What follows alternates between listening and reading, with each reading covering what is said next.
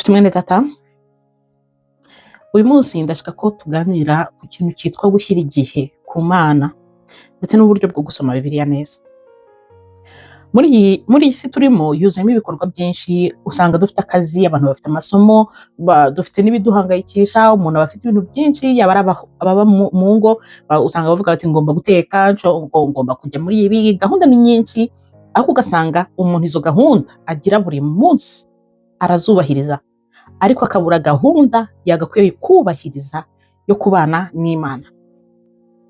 Ndakwinginga ngo ufate igihe cyo kubana n'Imana. Mu by'ukuri ntidushobora gukura mu buryo bw'umwuka tudafite gahunda ihamye yo kuganira n'Imana no gusoma ijambo ryayo nk'uko turya buri munsi, kugira ngo imibiri yacu ikomeze kubaho. Niko natwe dukeneye ijambo ry'Imana nk'ibiryo by'umwuka. Muri Matayo igice cya 4 umurongo wa 4 handitse ngo mbese tujye dusoma Bibiliya kugira ngo twumve kandi dusobanukirwe. Muri iki gice ni ahantu Yesu yari amaze gusenga iminsi 40, inzara iramukubita, maze Satani araza atangira kumubwira ngo none ngo niba uri umwana w'Imana ngo ngaho hindura aya mabuye ngo yahinduremo umugati nyine urye, yahinduremo ibiryo kwa. Ariko umva uko Yesu yasubije Satani icyo gihe. Matayo igice cya 4 umurongo wa 4 yaramubwiye ngo handitswe ngo umuntu ntatungwa n'umutima gusa, ahubwo atungwa n'amagambo yose ava mu kanwa k'Imana. Amagambo ava mu kanwa k'Imana nta yandi, ni ijambo ry'Imana, ni Bibiliya yera. Hari abantu benshi byagiye binanira gusoma Bibiliya kuko baba bavuga ngo biragoye, ngo ni igitabo kinini, ngo ni kirekire, ngo iyo umuntu atangiye kubisoma ngo abura uburyo abisomamo. Ariko impamvu bikunanira ni uko utarasobanukirwa uburyo bwiza bwo gusomamo ijambo ry'Imana. Uyu munsi reka turebere hamwe uburyo dukwiye kugirana umubano n'Imana n'uburyo bwiza bwo kugirana umubano nayo, kandi bikakubera no kuri Bibiliya uzayisoma wumva uryohewe no kumva amagambo arimo, ndetse wumve ushishikajwe no guhora wumva ushaka kumenya ibikurikiraho n'uburyo inkuru zabo zimeze. Ko harimo inkuru nyinshi nziza wumva kandi ukazisanga ukazisangisha n'ubuzima busanzwe, kandi ukumva ni inkuru wumva ukeneye kumva buri munsi. So impamvu yo kuko ugomba gushyira Imana imbere yawe kandi ukabiha igihe ni ukugira ngo ugirane umubano n'Imana. Icyo ni icyambere. Icya kabiri ni ukugira ngo uyoborwe neza n'ijambo ry'Imana, kuko ijambo ry'Imana iyo urisoma rikubwira ibyo ukwiye gukora, ibyo udakwiye gukora, uburyo ukwiye kwitwara. Icya gatatu ni ukugira ngo ukure mu kwizera. Iyo usoma ijambo ry'Imana ukarisoma buri munsi mu buryo kibuhoraho, ni ukuri ukura mu kwizera. Bivuga ngo uhora ufite nyine ibyo wamenye kandi ukaguka, kuko mu by'Imana dutangira tumeze nk'impinja. Kuko umwana avuka, nawe ubitekerezeho, ubaye ubyaye umwana w'uruhinja agakomeza ari uruhinja ntazigera akura, wowe nk'umubyeyi uwo mwana wazamwihanganira?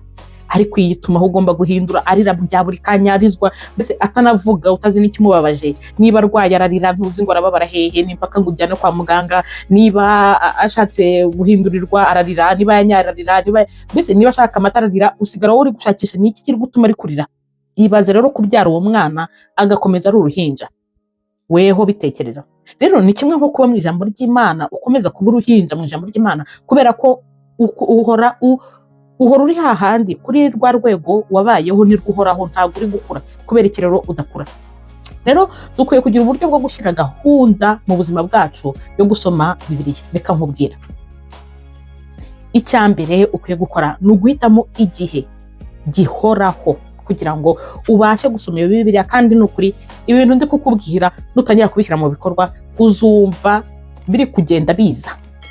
Tangira, fata igihe gihoraho, igihe cya buri munsi. Nk'uko ugira akazi ukumva ko utagomba kugasiba, ukumva ko nusiba ako kazi bari kakwirukaneho, ni nako wari ukwiye kumva ko ukwiye kubana n'Imana buri munsi, ko nutabana nawe uwo munsi wumve ko nyine muraba mufitanye wenda nk'ibibazo, cyangwa wumve ko nyine wagiye kureye.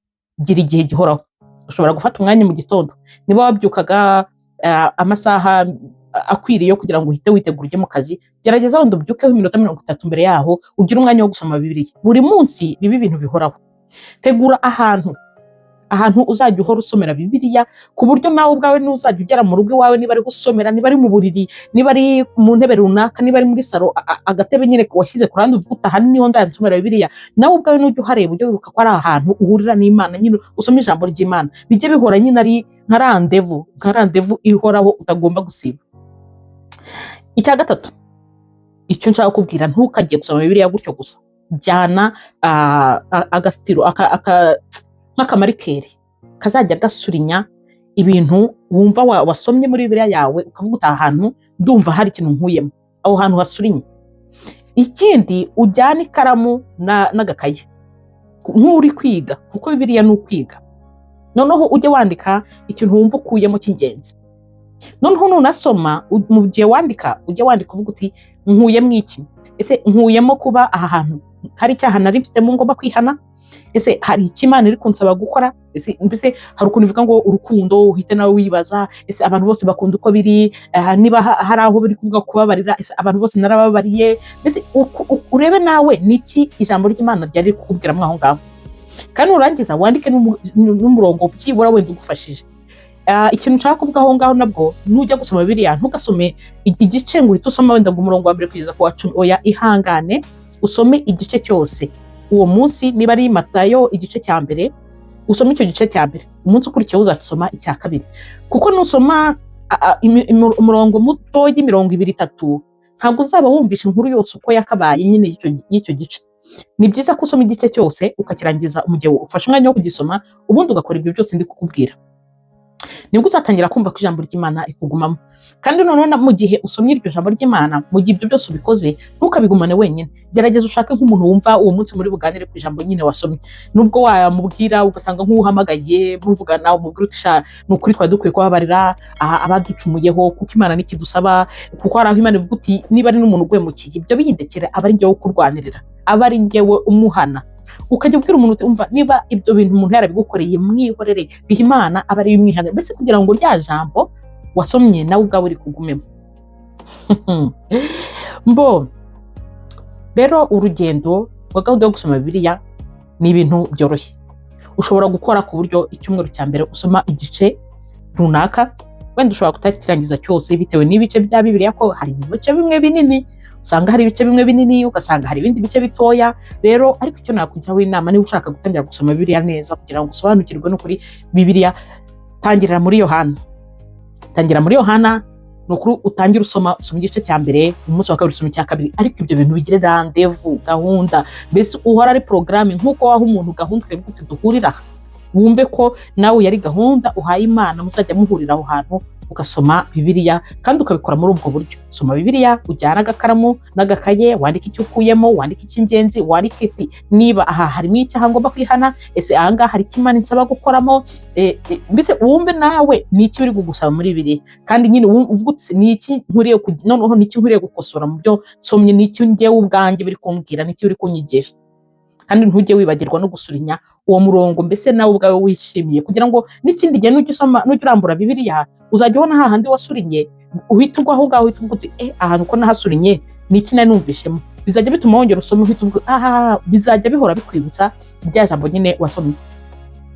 Rero ikintu kikubuza gusoma ijambo ry'Imana ni uko buri gihe akenshi abantu bavuga ngo nta gihe mfite. Ariko se igihe ukibura gute? Kuki wabona igihe cy'ibindi, ukabona igihe cyo kurya ibiryo bisanzwe, ariko ukabura igihe cyo gusoma ijambo ry'Imana? Kandi twumva ko ijambo ry'Imana ari ryo ritunga roho yacu, ni ryo ritunga ubugingo bwacu. Kandi ntabwo twambaye umubiri gusa, dufite umubiri ariko dufite n'ubugingo. None se nugaburira umubiri gusa, ntugaburira ubugingo, uzabaho gute? Hari abantu rero basoma na Bibiliya bakavuga ngo bumva badasobanukiwe ibya Bibiliya. Impamvu udasobanukirwa ni uko ushobora kuba ubisoma wirukanka, cyangwa ukabisoma nyine utasabye ko Imana ibigusobanurira. Mbere y'uko ujya gusoma ijambo ry'Imana, fata umwanya muto ubanza usenge, usabe Mwuka Wera kuza akabana nawe muri uwo mwanya ugiye gusomamo ijambo ry'Imana, kugira ngo abe ari gusobanurira. Ntugashake gusoma Bibiliya buri gihe ari ukwisomeyo n'abandi babandi bamenyereye kujya gusenga dimanche, ku cyumweru akaba ari wo munsi agomba gusenga, akavuga ati pasiteri yavuze ibi n'ibi. Oya, umuntu wese akwiye kwisomera Bibiliya, kuko Umwuka Wera akurimo kandi azagusobanurira.